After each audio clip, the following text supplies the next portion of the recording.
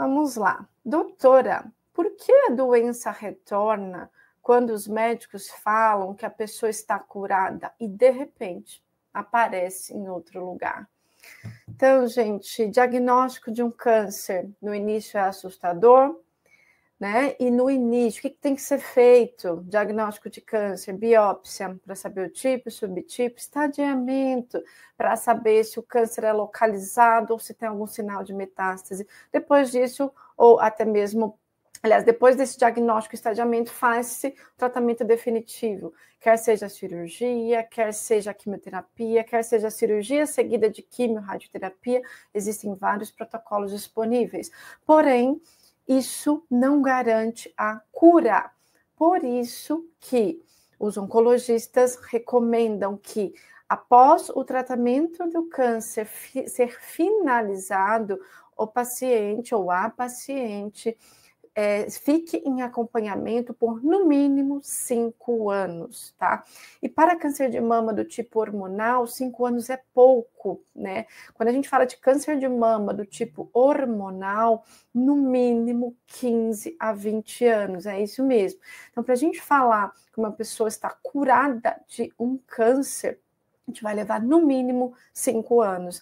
Eu digo que isso é um diagnóstico retrospectivo, porque apesar de todo o tratamento moderno, a gente ainda não pode garantir que o paciente está curado se a gente não fizer o acompanhamento por alguns anos com exames de imagem, né, e realmente se certificar disso. Por quê? Apesar de toda a tecnologia que nós temos, de toda a modernidade, de todos os tratamentos de última geração, existem alguns tumores que podem se tornar resistentes e podem dar, então, o que chamamos de micrometástases, que ficam na corrente sanguínea, na corrente linfática. Essas micrometástases podem passar por um período de latência, onde elas não crescem, e depois de alguns anos, elas podem sim, né, se localizar, crescer em órgãos à distância, como ossos, pulmão, fígado, sistema nervoso central, linfonodos. Isso é o que chamamos de metástase. Quando o paciente faz um diagnóstico de um câncer inicial, né, quando eu chamo de inicial, é quando o câncer está localizado no órgão de origem, eu não tenho metástase, né? A chance de cura é maior que 90%.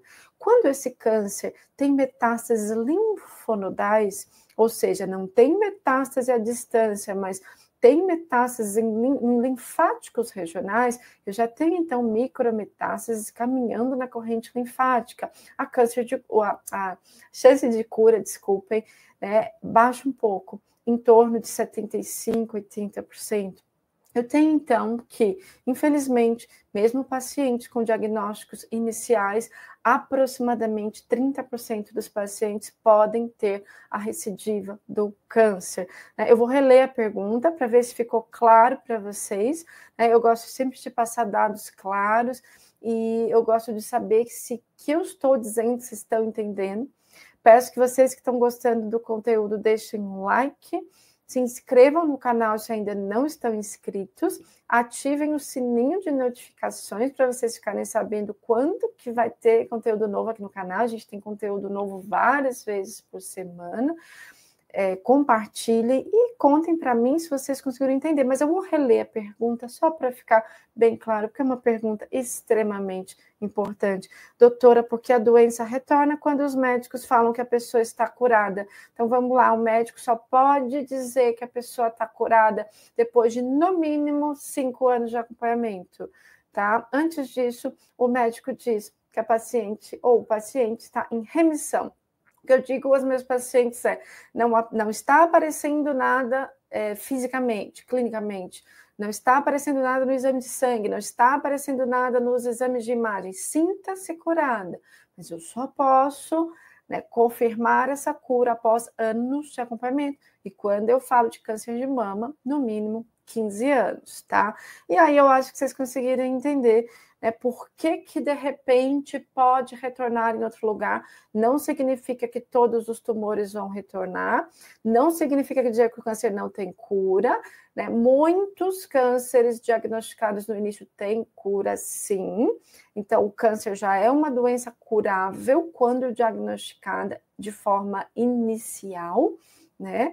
Mas a gente tem que, em torno de 30% desses casos diagnosticados como não metastáticos inicialmente, infelizmente, vão ser refratários, resistentes ao tratamento. Essas micrometástases podem se alojar em outros órgãos, e isso é o que chamamos de metástase. Então, uma pergunta muito importante, espero que vocês compartilhem essa informação com outras pessoas, porque essa é uma dúvida muito feita aqui nas redes sociais, tá? Aqui, gente, a gente tem 57 pessoas na sala, só 32 likes. Vou pedir likes, super importante que vocês deixem likes, comentários, assim que o YouTube vai entender que esse conteúdo é importante. Segunda pergunta. Olá, doutora Vivian. Minha dúvida é se é possível prever uma metástase de câncer de mama.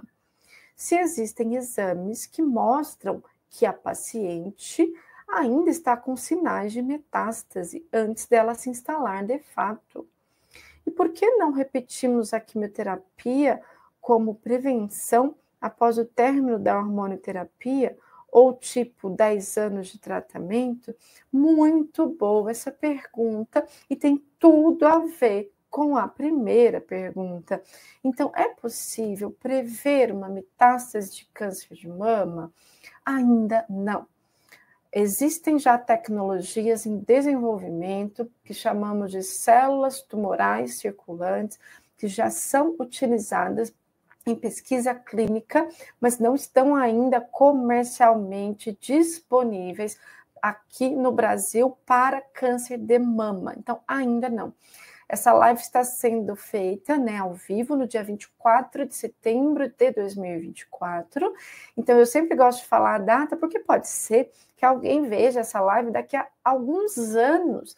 E pode ser que daqui a alguns anos, pode ser que o ano que vem, a gente já tenha essa tecnologia de células tumorais circulantes aqui no Brasil, validada para câncer de mama. Nós já temos hoje essa tecnologia de células tumorais circulantes validada no Brasil para câncer de colo, câncer coloretal, né? Eu vou falar o nome da tecnologia aqui para vocês conhecerem, mas novamente, eu não estou fazendo propaganda de nenhuma indústria, esse canal não é patrocinado pela indústria farmacêutica, não existe nenhum conflito de interesses. Meu único objetivo aqui é que vocês conheçam as maiores inovações da oncologia. Então, para o câncer coloretal, já tem como prever metástases antes que elas apareçam. Existe um exame já validado aqui no Brasil, não coberto ainda pelo convênio, nem pelo SUS, chamado Signatera, que ele consegue observar a presença de células tumorais circulantes após o término do tratamento ou após a cirurgia. Porém, essa tecnologia é hoje utilizada especificamente para o câncer coloretal. Para o câncer de mama, a gente ainda não tem essa tecnologia validada, mas eu acho que é uma questão de tempo. Em algum tempo, a gente já vai ter exames genéticos moleculares de biópsia líquida disponíveis com que a gente consiga prever uma metástase antes dela aparecer nos exames. Mas é uma pergunta excelente e tem tudo a ver com a primeira resposta que eu dei para vocês, né, da primeira pergunta, porque se eu disse a vocês que as micrometástases, que são células que podem estar refratárias, resistentes ao tratamento, ficam em estado de latência na corrente sanguínea, se eu tenho uma tecnologia que é a biópsia líquida, onde eu consiga identificar essas micrometástases, eu posso agir antes que essa metástase se instale ou cresça num órgão, antes de ser visualizada por exames de imagem. Vocês que estão me entendendo, vou pedir que deixem um like, vou pedir que vocês deixem comentários dizendo se estão entendendo, se não estão. Vou pedir que vocês que ainda não estão inscritos no canal, se inscrevam no canal, ativem o sininho de notificações, deixem comentários, compartilhem essa live. Eu estou aqui doando meu tempo para vocês. E somente com a ajuda de vocês é que a gente pode fazer esse canal crescer. E a meta aqui desse ano para o canal é que esse canal atinja 100 mil inscritos até o dia 31 de dezembro de 2024. Então, conto com a ajuda de vocês que confiam no canal, né, para que a gente consiga disseminar informações. Quando o canal atinge 100 mil, a gente sabe que a repercussão das informações é muito maior, tá? Vamos para a terceira pergunta. Bom dia, doutora. Existe a chance de um BIRAD 5 não ser maligno ou sem metástase? Então, vamos lá. Mamografia BIRAD 5. O que é BIRAD, gente? É uma classificação de nódulo que aparece na mamografia. Essa classificação, ela vai desde BIRAD 0 até BIRAD 6. Né? Vou explicar um por um. BIRAD 0, às vezes a pessoa acha... Pega a sua mamografia, aliás, antes disso, eu vou começar a explicar, dá uma pausa se você for ver depois, enfim, depois eu vou deixar gravado aqui, vejam depois também, mas peguem a mamografia de vocês vão ver lá a classificação de BIRADs, nódulo, né? Então, BIRAD 0, a pessoa pode achar, tá normal, tá ótimo. Não, BIRAD 0 quer dizer que a mama é muito densa, que a mamografia não conseguiu visualizar nada. Esse exame precisa, então, ser complementado ou por uma ressonância ou por uma ultrassonografia. Isso quer dizer BIRAD 0, tá? BIRAD 0 e 1, tá bom? BIRAD 0, BIRAD 1. Um inconclusivo, né? Não, um inconclusivo, desculpa, não conseguiu ser visualizado. Então, BIRAD 0 e 1 precisa fazer um outro exame complementar, um ultrassom ou uma ressonância de mama, porque a mamografia não foi suficiente, provavelmente a mama é densa. BIRAD 2, um nódulo benigno, né? O que tem que fazer com o BIRAD 2? Repetir a mamografia em 1 ano, né? Se não tiver nenhum sintoma ou nada diferente antes disso. BIRAD 3 é um nódulo provavelmente benigno, provavelmente. Então, a recomendação é repetir a mamografia em 6 meses. A mamografia e o exame físico, né, com o mastologista. BIRADS 4 é um nódulo provavelmente maligno. A recomendação é fazer biópsia. BIRADS 5 é um nódulo com características malignas, né? A recomendação é fazer biópsia. BIRADS 6 é um nódulo que já tem comprovação de malignidade, tá? Isso que quer dizer, mas a pergunta de forma bem objetiva é provavelmente um nódulo classificado como BIRAD 5 na mamografia é maligno, mas é necessário uma biópsia para confirmar se realmente trata-se de um câncer, tá? Vocês que estão entendendo, vou pedir que deixem um like. A gente tem 63 pessoas aqui ao vivo e só 61 likes, então vamos pedir likes, comentários. Vocês que ainda não estão inscritos, se inscrevam no canal, compartilhem esse conteúdo, ok? Vamos para mais uma pergunta aqui, a nossa última pergunta das selecionadas, e depois eu vou para as perguntas que vocês deixam aqui. Depois eu vou falar novamente as regras das perguntas para ficar bem claro, tá? Doutora, temos que pedir para qual especialidade médica para a solicitação de exames de câncer de intestino? Agora que eu fiquei mais idosa, meus hábitos intestinais mudaram bastante. Eu tenho medo de ter câncer de intestino.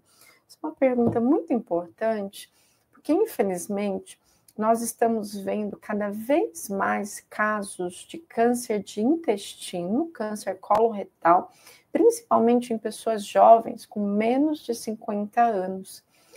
E a informação sobre a colonoscopia ainda não é tão difundida, igual a gente tem sobre a mamografia, igual a gente tem campanhas de marketing, campanhas televisivas que falam que deve-se fazer mamografia a partir de 40 anos.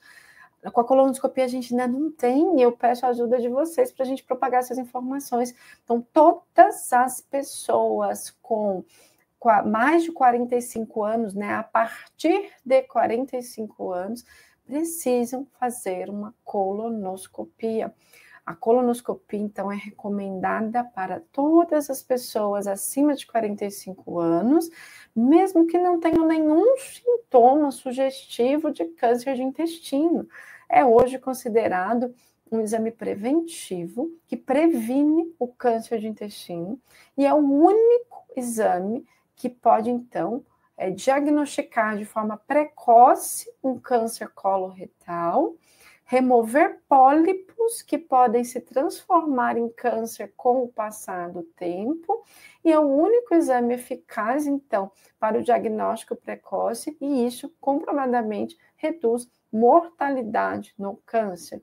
Quanto mais precoce é identificado um câncer coloretal, maior a chance de cura. Então, se você tem 45 anos ou mais e nunca realizou uma colonoscopia, você pode passar num clínico, o clínico pode te pedir uma colonoscopia, você pode passar num gastro, num ginecologista, num urologista, num geriatra, qualquer médico que faça os seus exames de rotina, né, com quem você passe de rotina, pode pedir a colonoscopia. O oncologista também pode pedir a colonoscopia. Se você, entretanto, já teve casos de câncer de intestino na família, né, de pessoas com menos de 50 anos, você deve começar a fazer a colonoscopia antes dos 45 anos. Exemplo, vamos supor que você tem uma história de câncer de intestino na sua família, que você tem tios, primos que tiveram, então você vai considerar a pessoa mais jovem da sua família, primeiro e segundo grau, que tiveram câncer de intestino. Exemplo, vamos supor que essa pessoa mais jovem teve câncer de intestino com 45 anos. Você deve, então, começar a fazer a colonoscopia de prevenção 10 anos antes, né, com 35 anos, tá bom? Então, hoje, é o exame preventivo, assim como a mamografia ou é para o câncer de mama, a colonoscopia é um exame preventivo para câncer de intestino. E é importante nós propagarmos esta informação. Até quando deve-se fazer a colonoscopia, entretanto? A recomendação é até os 75 anos, né? Dos 45 aos 75 anos, não é necessário fazer anualmente, né? É necessário a cada 5 anos, porém, se a pessoa tem pólipos, a colonoscopia deve ser repetida no ano seguinte, porque, como disse a vocês, o pólipo pode ser uma lesão pré-cancerígena. Então, se apareceram pólipos na colonoscopia, no ano seguinte, a pessoa precisa fazer outra para fazer uma revisão. E aí, se não aparecerem mais pólipos no novo exame, aí segue-se a partir de então, a cada 5 anos. E a qualquer sinal de sintomas gastrointestinais, como alteração do hábito intestinal, o intestino era solto e ficou preso, ou era preso e ficou solto, sangramento, dor abdominal, aumento do volume abdominal, precisa fazer uma colonoscopia, né, investigativa, não espere o tempo passar, né? Quem procura, cura. Gravemos essa frase, porque é bem importante. Vou pedir que vocês que gostaram aqui das informações e que entenderam, deixem um like. Vou pedir, né, que vocês que ainda não estão inscritos no canal, se inscrevam no canal. Deixem aqui mensagens, contem para mim se vocês estão entendendo o que eu estou explicando. É super importante, né? O meu objetivo aqui é que as informações sejam claras, para que através de informações claras que empoderam, né, a gente consiga salvar vidas. E conto com a ajuda de vocês para isso.